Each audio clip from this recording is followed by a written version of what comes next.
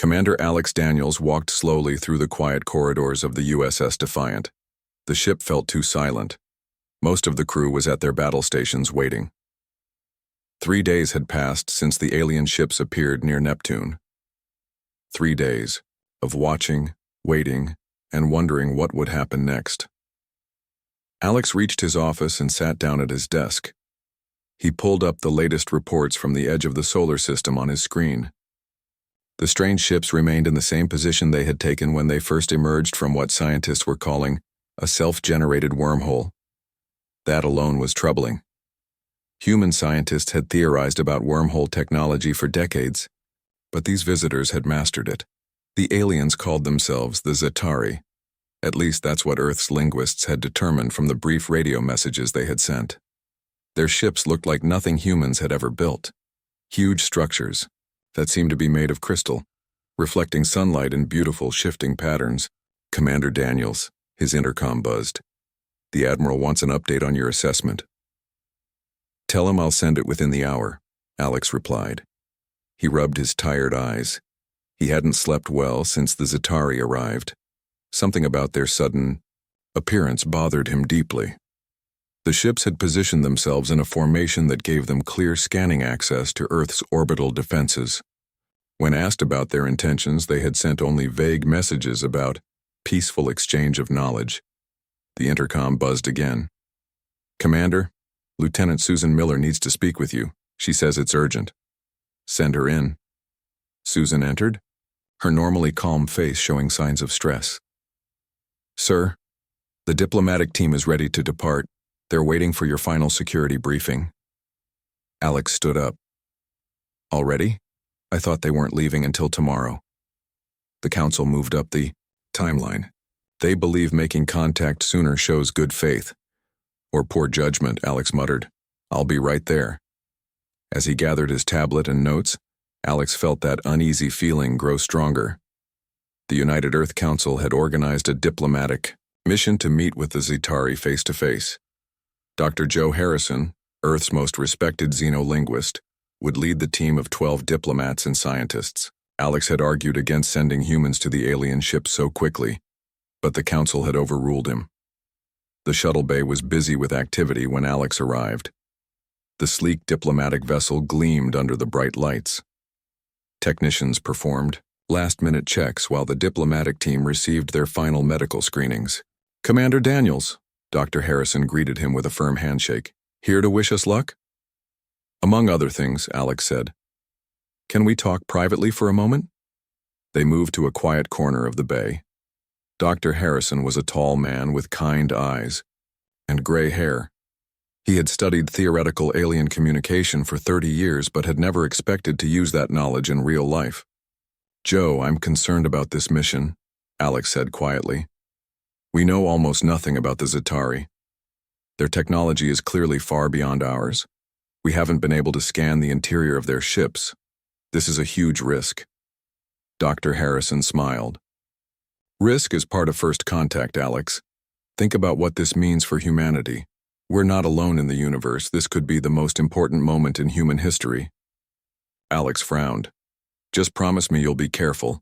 At the first sign of trouble, you return immediately. Don't take any unnecessary chances." "We'll be fine," Dr. Harrison assured him. "The Zetari have been nothing but courteous in their communications." Alex wanted to say more but knew it wouldn't change anything. The council had made their decision. The mission would proceed. He gave the security briefing to the team, explaining emergency protocols and communication procedures. When he finished, the diplomats boarded their shuttle. Alex watched from the observation deck as the small vessel departed the Defiant, growing smaller as it headed toward the waiting alien fleet. Carol Wright, the ship's intelligence officer, joined him at the window. She had been analyzing the Zetari communications since their arrival.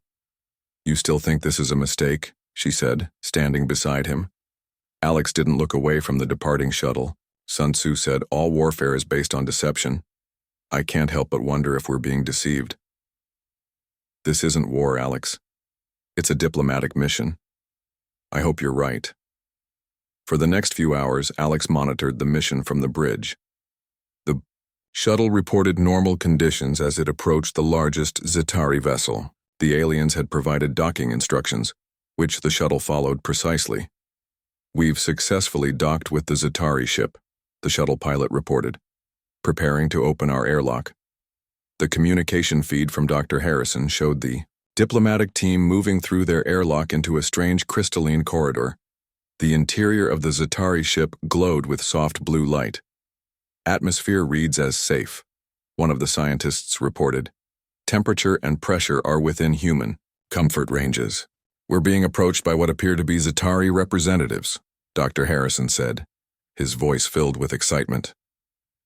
The video feed showed tall, slender beings moving toward the human delegation. They had smooth, pale blue skin that seemed to shimmer slightly. Their large eyes were completely black and they had no visible mouth or nose. "Remarkable," Dr. Harrison whispered. Suddenly the video feed filled with static. "Dr. Harrison," Alex called. "Do you copy?" No response. "Shuttle Horizon report status," Alex ordered. Nothing but static came through the communication system. "Get me readings on the Zitari ship," Alex commanded. "Sir," the sensor officer called out, her voice tense. "We're detecting energy buildup in the Zitari vessel." Before Alex could respond, a blinding flash appeared where the shuttle had docked. When the light faded, there was nothing left of the diplomatic vessel. "All Zitari ships are powering up weapon systems," Carol reported, her fingers flying over her console. "They're moving into attack formation." The bridge fell silent for one terrible moment as everyone realized what was happening.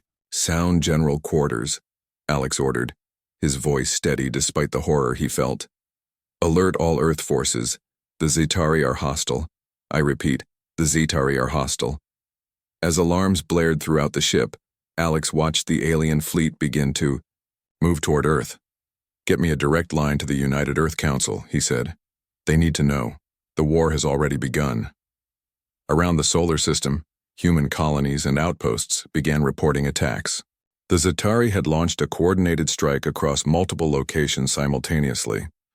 As the USS Defiant prepared for battle, Alex remembered another quote from Sun Tzu. "The supreme art of war is to subdue the enemy without fighting." It seemed the Zitari had learned that lesson well. They had accepted Earth's diplomatic gesture and used it to launch their first strike. The art of war, according to Earth, would have to be different. If they survived this day, humanity would remember one lesson. When facing an unknown enemy from the stars, the safest strategy might be to annihilate it first. 2 weeks after the first Zitari attack, the war room beneath the Rocky Mountains buzzed with grim activity. Large screens covered the walls, showing the devastation across the solar system. The outer colonies on Mars and the moons of Jupiter had been hit hardest. Over 30,000 colonists were dead. The Zitari had moved methodically, destroying defense systems first, then targeting life support and habitats. General Eric Peterson slammed his fist on the table. "We need to deploy everything we have right now." Alex Daniels, now recalled from the USS Defiant to serve as tactical advisor, shook his head. "That's exactly what they want, General." All eyes in the room turned to Alex. In the days since the Yi attack began, he had earned a reputation for being one of the few officers who seemed to understand the Zitari tactics. "Explain," ordered Patricia Lee, the newly appointed defense secretary. A former military officer herself, she had been chosen for her calm approach to crisis. Alex stood and walked to the holographic display in the center of the room. He gestured, and the map zoomed out to show the entire solar system, with red markers indicating Zitari positions. "Look at their pattern," Alex said. "They hit hard, then pull back. They attack a target, then wait to see our response. They're testing us, learning our capabilities, our response times, our strategies. All the more reason to hit them with everything we have before they learn too much," General Peterson argued. "If we commit our forces now, they'll adapt and overwhelm us," Alex countered. "Their technology is more advanced than ours. Our only advantage is that they don't know us yet." "So what do you propose?" Secretary Lee asked, leaning forward with interest. Alex manipulated the display again, highlighting specific Zetarii ship movements. We need to change the rules of engagement. The Zetarii expect us to defend, to react. They've positioned themselves to counter our standard military doctrine. He pointed to a particular cluster of ships at the edge of the solar system. Intelligence had designated this the Citadel, a massive vessel surrounded by smaller ships that appeared to be the center of Zetarii operations. Instead of defending, we need to strike first and hard, at targets they don't expect, Alex said. He outlined his plan. Operation Ghost Strike. While Earth's main fleet would appear to gather for a conventional defense of Earth and the inner planets, a smaller, specialized task force would slip behind enemy lines and target the Zetarii command ship. This goes against every diplomatic protocol, said Kevin Barnes, the UN representative. We should be trying to establish communication, not escalating the conflict. With respect, sir, Alex replied, his voice hard. Diplomacy ended when they destroyed our shuttle and attacked our colonies. This is war, and in war you don't fight fair. You fight to win. The room erupted in debate. Some officials agreed with Alex's aggressive approach, while others worried about further provoking the Zetarii. As the arguments continued, Alex caught Carol Wright's eye across the table. She had also been brought in from the Defiant, her expertise in alien communications proving valuable. She gave him a slight nod of support. Secretary Lee finally raised her hand for silence. Commander Daniels, your plan is risky. If it fails, we leave Earth exposed. If we do nothing, we lose anyway, Alex said quietly. The Zetarii are studying us, learning our weaknesses. Every day we wait gives them more information. The secretary studied him for a long moment. How long will you need to prepare this operation? 3 days. We have a stealth vessel, the USS Phantom, that can be adapted for this mission. General Peterson frowned. The Phantom is untested against alien technology. We don't know if they can detect our stealth systems. It's a risk we have to take, Alex insisted. The Zetarii have demonstrated patterns in their sensor sweeps. If we time it right, we can slip through. After more discussion, Secretary Lee made her decision. Prepare Operation Ghost Strike. In the meantime, we'll proceed with conventional defense preparations to keep the Zetarii focused on Earth. As the meeting broke up, Carol approached Alex. You know this is a suicide mission, right? She said quietly. Maybe, Alex admitted. But sometimes you have to sacrifice a piece to win the game. This isn't chess, Alex. Real people will be on that ship. Real people are dying every day while we hesitate. He looked at the casualty reports scrolling on one of the screens. I'm going to lead the mission myself. Carol's eyes widened. They'll never approve that. You're too valuable here. I won't ask anyone to take a risk I'm not willing to take myself, Alex said. Besides, I understand the Zetarii better than anyone. I need to be there. 3 days later, as Earth's main fleet gathered in a highly visible defensive position near Mars, final preparations for Operation Ghost Strike were underway. The USS Phantom had been outfitted with enhanced sensor-blocking technology and special weapons designed to penetrate Zetarii defenses. Alex stood in the ship's hangar, watching as the last supplies were loaded. Carol approached him carrying a datapad. I have something for you, she said. My team has been analyzing Zetarii communications patterns. We think we've identified vulnerabilities in their network. She handed him the pad, showing complex signal analysis. They use quantum entangled communications, but there are fluctuations at regular intervals. If you time your attack to coincide with these fluctuations, you might be able to disrupt their entire command structure. Alex studied the data. This could make the difference, thank you. Just come back alive, Carol said. We'll need minds like yours to rebuild after this is over. The mission team gathered for a final briefing. Captain Laura Martinez, commanding officer of the Phantom, introduced her crew. They were all volunteers, the best in their fields and fully aware of the mission's dangers. Our objective is clear, Alex told them. We will approach the Zetarii command vessel using Jupiter's radiation belt as cover. Once in range, we deploy the Nova warheads at these specific coordinates. He showed them the target points on the Citadel's communication array. If we succeed, we'll disrupt the Zitari's ability to coordinate their forces, giving our fleet a chance to counterattack. If we fail, he paused. There won't be a second chance. As they prepared to board, General Peterson arrived. He approached Alex and offered his hand. I thought you were crazy, the general said. I still do, but I also think you might be right. Good hunting, Commander. 6 hours later, the USS Phantom departed Earth in complete radio silence, its stealth systems fully engaged. As they passed the moon, they could see the Earth fleet launching, making as much noise and visual display as possible to draw Zitari attention. Alex stood on the bridge, watching the blue sphere of Earth grow smaller behind them. He thought about Sun Tzu's words.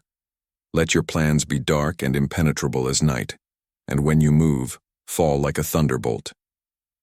Operation Ghost Strike had begun. The future of humanity now depended on their ability to strike first, strike hard, and annihilate the heart of the Zitari force before it could annihilate them. The USS Phantom drifted silently through the debris field that had once been the Ganymede colony. Twisted metal and frozen gases created an eerie fog around the ship. Captain Laura Martinez ordered the engines to run at minimal power. Their stealth systems were good, but the less energy they used, the less chance of detection. Active scans from a Zitari patrol, reported Communications Officer Doug Wilson from his station. His voice was low, as if the aliens might hear him, through the hull. They're sweeping the sector. Hold position, Laura ordered. Let them pass. Alex stood next to the captain's chair watching the tactical display. The Zitari patrol, 3 smaller crystalline ships, was moving in a standard search pattern about 50,000 kilometers away, close enough to be dangerous. They haven't changed their patrol routes, Alex observed. They still don't expect us to be this far out. Laura nodded. Your intelligence was right. They think we'll focus on defending Earth.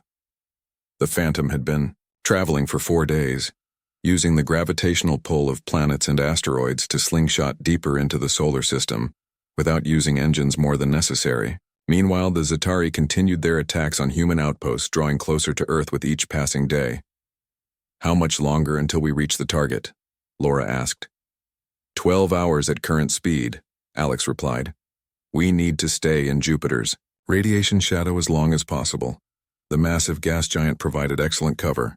Its intense radiation and magnetic fields confused sensors, and the Zitari seemed reluctant to venture too close to it. Earth scientists theorized that something about Jupiter's composition interfered with their technology. The main fleet has engaged the Zitari near Mars, Doug reported, listening to distant communications. Heavy fighting. Everyone on the bridge tensed. The Earth fleet was outnumbered and outgunned. Their only purpose was to keep the Zitari distracted while the Phantom completed its mission. Hours passed in tense silence. The crew took turns resting, but Alex remained on the bridge. He studied the tactical displays, looking for any changes in Zitari patterns. Carol's intelligence team had provided detailed analysis of their movements and communication frequencies. So far, everything matched their predictions. We've cleared Jupiter's radiation field, the navigation officer announced, entering final approach vector. Laura looked at Alex. This is it. No turning back now. Alex nodded. Take us in, Captain. The Phantom accelerated slowly, staying close to a stream of asteroids that provided additional cover. Ahead, they could now see their target. The main view screen showed the massive Zitari vessel they had designated Citadel. It was unlike anything humans had built, a giant crystalline structure that seemed to be made of interconnected hexagons, pulsing with internal energy. Around it flew smaller ships in precise formations, like bees around a hive. The crew fell, silent at the sight. The Citadel was at least 10 kilometers in diameter, dwarfing the largest human space stations. That's our target, Alex said, pointing to a specific section of the enormous ship where several spire-like structures extended outward. Their communications array. If we can take that out, it should disrupt their ability to coordinate their fleet. Laura nodded grimly. Weapons Officer Charlie Peterson, prepare the Nova warheads. Charlie's fingers moved across his console. Nova warheads primed and ready. The Nova bombs represented the pinnacle of human weapons technology, designed to create a localized subspace disruption that would tear apart anything caught in its radius. They had never been used in actual combat before. "We need to get within 20,000 kilometers for optimal effect," Charlie said. "Sensors show a gap in their patrol coverage," Doug reported. "If we move now, we can approach using that destroyer as cover." Laura gave the order, and the Phantom glided forward, hiding. In the shadow of one of the Zetaри's own ships, Alex watched the distance counter tick down. 50,000 kilometers, 40,000, 30,000. Suddenly, a priority transmission broke through their communications blackout. The message was heavily encrypted and came through a quantum channel that only Carol's team knew about. "Captain, we have an emergency transmission from Earth," Doug said, surprised. "We're maintaining radio silence," Laura reminded him. "It's using the emergency override protocols. They know we're here." Laura hesitated, then nodded. "Put it through. Audio only." Carol's voice came through, distorted but recognizable. "Phantom, this is Intelligence Director Wright. Acknowledge." "This is Captain Martinez. We're on final approach. What's happened?" "Alex, are you there?" Carol asked, ignoring protocol. "I'm here," Alex replied, leaning closer to the communication panel. "What's wrong?" "We've decoded more of their communications. The Citadel isn't just their command ship, it's their colony vessel. There are millions of civilian Zetari on board." A heavy silence fell over the bridge as the implications sank in. They weren't just targeting a military installation. They were about to kill millions of non-combatants. "Repeat that," Alex said, his voice tight. "Our latest intelligence confirms the Citadel contains the bulk of their civilian population. The Zetari appear to be a nomadic species. They travel with their entire civilization. Military, civilian, everyone." Laura looked at Alex, the question clear in her eyes. This changed everything. Operation Ghost Strike had been approved as a military strike against a command center, not as an attack on civilians. "Do we have confirmation?" Alex asked. "As solid as we can get without being on board," Carol replied. "Energy signatures, movement patterns, communications, everything points to a population center, at least several million individuals. The Zetari have already killed thousands of our people," Charlie said from the weapons station. "They didn't care that they were civilians." "That doesn't mean we should do the same," Laura countered. Alex stared at the massive structure on the WEM screen. He thought of Earth, of the colonies already lost, of the billions who would die if the Zetari weren't stopped here and now. "Commander," Laura said quietly, "do we proceed with the mission?" The bridge crew watched him, waiting. In that moment, Alex carried the weight of two civilizations. If they aborted, Earth might fall. If they proceeded, they would be responsible for killing millions of innocent beings. Alex closed his eyes briefly, thinking of Sun Tzu's words. "The greatest victory is that which requires no battle." But they were long past that point. "Carol," he said finally, "what's the status of the Earth fleet?" "Not good," she replied. "They're taking heavy losses. The Zetari are pushing toward Earth. Our models show they'll break through our defenses within days." Alex looked at Laura.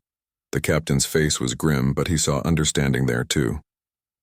Sometimes there were no good choices in war. "Load the warheads," he said quietly. "We proceed as planned." Laura nodded slowly. "Target the communications array only. Minimum yield necessary to disable their coordination abilities." "Aye, Captain," Charlie replied, adjusting the settings. As the Phantom closed to firing range, Alex stared at the enormous alien structure. He wondered if there were families in there, children, beings with hopes and dreams not so different from humanity's. 20,000 kilometers, navigation announced. In firing range. Laura took a deep breath. Fire. The Nova warhead streaked toward the Zetari Citadel, small bright points against the vastness of space. In the tense silence of the Phantom's bridge, every second felt like an hour. "Impact in 5 seconds, Charlie announced. Alex gripped the edge of the tactical console. He had made his decision. Now they would all live with the consequences. The warheads hit their target with precision. For a brief moment, nothing seemed to happen. Then a strange distortion appeared around the communication spires of the Citadel. It looked like space itself was folding and twisting. The distortion grew, spreading across the surface of the massive structure. Direct hit, Charlie confirmed. Nova field expanding at expected rate. On the main screen, they watched as the targeted section of the Citadel began to break apart. The crystalline material didn't shatter like glass but seemed to dissolve as the subspace disruption tore it apart at the molecular level. Suddenly, energy surged through the entire Zetarii structure. Bright blue pulses ran along the connected hexagons. "Something's happening," Laura said. "That's not the Nova effect. It looks like some kind of chain reaction," Doug observed. "Their power systems must be interconnected." Horror dawned on Alex as he realized what was happening. The warheads were only supposed to disable the communications array. But the damage was spreading. The entire Citadel was now pulsing with unstable energy. Around it, the smaller Zetarii ships began to move erratically, some colliding with each other. They're losing control," Doug said, monitoring communications. "It's like they've all been disconnected from Central Command." A blinding flash erupted from the center of the Citadel. When the automatic filters on the view screen cleared, they saw the massive structure breaking apart. Huge sections drifted away from each other, trailing energy discharges. "My God," Laura whispered. "We didn't just disable their communications. We destroyed the entire command structure." Alex stared at the screen, unable to speak. They had succeeded, beyond their most optimistic projections, and caused devastation far beyond what they had intended. "Captain, we're picking up thousands of small escape pods launching from the Citadel," the sensor officer reported. "The Zetarii fleet is in complete disarray," Doug added. "Ships are either powering down or moving away from the solar system at high speed. Some are self-destructing." It was over. Operation Ghost Strike had not just crippled the Zetarii command structure, it had shattered their entire fleet. But at what cost? "Get us back to Earth," Laura ordered quietly. "Maximum speed." 3 days later, Alex sat alone in a secure conference room at United Earth Defense Force headquarters. The view screen on the wall showed celebrations taking place around the world. Humanity had faced its first interstellar threat and survived. The door opened, and Carol entered, followed by General Peterson, Secretary Lee, and the new president, Olivia Clark. They took seats around the table in silence. "The final death toll estimates on the Citadel are in," Carol said, her voice hollow. "Conservative estimates put it at 12 million Zetarii, most of them non-combatants." Alex sat motionless, staring at his hands. 12 million lives. The number was too large to comprehend. "Was there no other way?" President Clark asked finally, breaking the heavy silence. "The Zetarii left us no choice," General Peterson argued. "They attacked without provocation, destroyed our colonies." "We don't know that," Alex interrupted quietly. All eyes turned to him. "The diplomatic shuttle," he continued. "We assumed the Zetarii destroyed it, but Carol's team has been analyzing the final transmissions. There was an equipment malfunction. The shuttle's reactor went critical. The Zetarii may have interpreted that as an attack." The silence in the room grew deeper. "Are you saying," President Clark began slowly, "that this entire war might have been based on a misunderstanding?" "I'm saying we'll never know for sure," Alex replied. "But what we do know is that we responded by annihilating millions of their people." Secretary Lee leaned forward. "Commander Daniels, you made the call that saved Earth. History will remember you as a hero." Alex stood abruptly. "Will it, Madam Secretary? Or will it remember me as the man who committed the first interstellar genocide?" He walked to the window, looking out at the clear blue sky. Sun Tzu said, "The supreme art of war is to subdue the enemy without fighting. We didn't even try." "That's not fair," General Peterson objected. "They attacked first." "Maybe," Alex admitted. "Or maybe we both misunderstood each other and reacted out of fear." President Clark stood and joined Alex at the window. What about the surviving Zetarii? Our long-range sensors show about 20% of their fleet retreating beyond our solar system. They'll be back, General Peterson said confidently. And next time, we'll be ready for them. Alex turned to face the room. Is that all we've learned? To be better at killing them next time? Carol touched a control panel, and a strange image appeared on the main screen. It showed what looked like energy patterns, complex and beautiful. We've been analyzing the data from the Zetarii ships, she explained. We believe this is how they communicate, through complex quantum-linked energy fields. Their entire society appears to be connected through this network. Like a hive mind? Secretary Lee asked. Not exactly, Carol replied. More like a deep, empathic bond. They feel what others feel, share experiences directly. When the Citadel was destroyed, every Zetarii in the fleet would have experienced it, Alex finished, his voice barely audible. They felt them die. The room fell silent again as the implications became clear. They hadn't just killed millions of Zetarii, they had traumatized an entire species. What do we do now? President Clark asked finally. We prepare, General Peterson said firmly.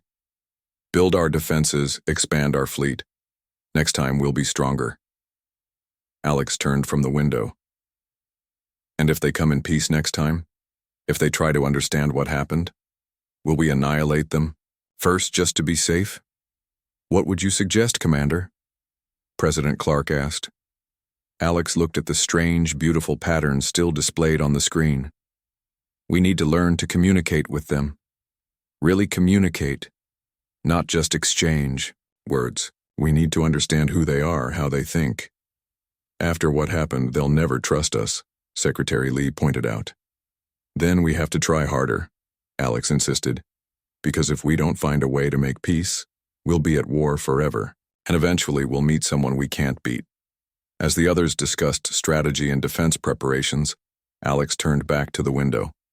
Somewhere out there, the surviving Zetarii were retreating, carrying with them the memory of what humans had done. Would they seek revenge? Would they return with an even larger force? Or was there still a chance, however small, to find another way? 1 year had passed since Operation Ghost Strike. Alex Daniels stood on the observation deck of the newly commissioned vessel USS Olive Branch. The ship was unlike any other in Earth's fleet, built not for war, but for communication. Its hull featured special transmitters designed to send messages in the quantum energy patterns that the Zetarii used. Earth had changed during that year. The military had grown rapidly, with new weapons, defensive platforms, and warships being built throughout the solar system. The attack had united humanity in a way nothing ever had before. Resources that once went to fighting each other now went to preparing for the next alien encounter. Preparing for a war that might never come, Alex murmured to himself as he watched. Technicians calibrate the ship's communication systems, or for one that certainly will, said a voice behind him. Alex turned to find Carol approaching. She now wore the insignia of Intelligence Director, having been promoted after her work during the Zetarii conflict. The remaining Zetarii ships withdrew, beyond Pluto's orbit, she said, handing him a data pad. But our long-range scans have detected new wormhole signatures. They're coming back, Alex, and they're bringing reinforcements. Alex studied the reports. The images showed multiple wormhole formations at the edge of the solar system, similar to the ones that had brought the Zetarii the first time. How much time do we have? 3 months, maybe less. He handed back the pad. And the Council's response? Operation Preemptive Strike. A massive assault on their gathering point before they can organize. General Peterson is leading the planning. Alex closed his eyes briefly. When will we learn? Carol stepped closer. The Council wants you to lead the mission. No. Alex, I've spent the past year piecing together everything we know about the Zetarii, he interrupted. They're not the mindless aggressors we made them out to be. Their society is collective, telepathically linked. The loss of the Citadel didn't just kill millions, it traumatized their entire species. He turned to the viewport, looking out at the stars. If we strike first again, will only confirm what they now believe, that humans are dangerous, unpredictable, killers who must be eliminated. So what's your alternative? Carol asked. Alex took a deep breath. I want command of the olive branch, not as a decoy or a distraction, but as a genuine attempt to communicate, to explain, to apologize, to find another way. Carol looked skeptical. The council will never approve it. Then I'll resign my commission and go anyway. His voice hardened. I pulled the trigger, Carol. I have to try to make it right. 2 days later, Alex stood before the United Earth Council. The chamber was filled with government representatives from around the world. General Peterson had just finished presenting his plan for a preemptive strike against the returning Zitari fleet. Commander Daniels, President Clark said, "You have an alternative proposal?" Alex stepped forward. "I do, Madam President.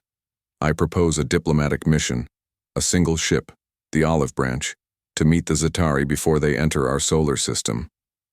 Murmurs filled the chamber. The last diplomatic mission ended with the destruction of the shuttle and all hands lost, one counselor pointed out.